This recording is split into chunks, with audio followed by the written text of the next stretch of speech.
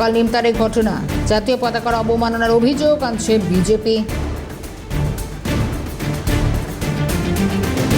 স্বাধীনতা দিবসে গতকাল পতাকা উত্তোলনের সময় এই বিতর্ক। বিজেপির কি অভিযোগ একবার শুনবো।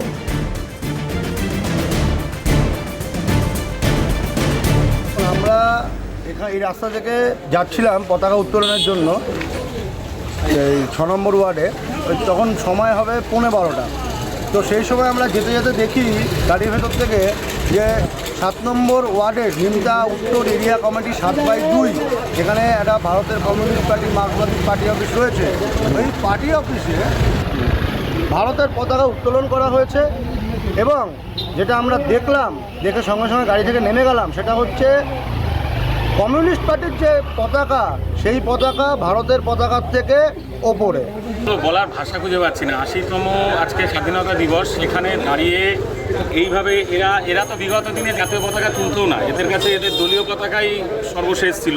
আর এরা ভারতের থেকে চীন বা রাশিয়া তাদেরই তাবেদারি আগাগোড়া করে আসে, আমরা দেখে এসেছি। যে কারণে এদের দলটার নাম কমিউনিস্ট পার্টি অফ ইন্ডিয়া।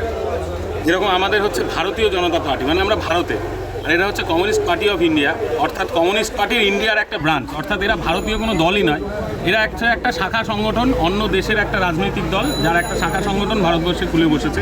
রাজনৈতিক দল যারা কোনো ভারতীয় মূল্যবোধকে বিশ্বাস করে না, ভারতীয় রাজনৈতিক আইডিওলজিকে বিশ্বাস করে না। এদের আইডিওলজি রাশিয়া, চীন এই ধরনের আইডিওলজি নিয়ে ভারতবর্ষে এসছে। বাঙালি রিফিউজিরা ওদেরকে আশ্রয় দিয়েছিল, রিফিউজিদের ব্যবহার করে 34 বছর বাংলার মানুষকে অপশাসন দিয়ে বাংলাকে একদম তলানিতে নিয়ে শিক্ষা থেকে স্বাস্থ্য থেকে সমস্ত ক্ষেত্রে আজকে সংস্কৃতির অবক্ষয় হতে হতে আজকে সিপিএমের পার্টি অফিসের সামনে এসে দাঁড়িয়ে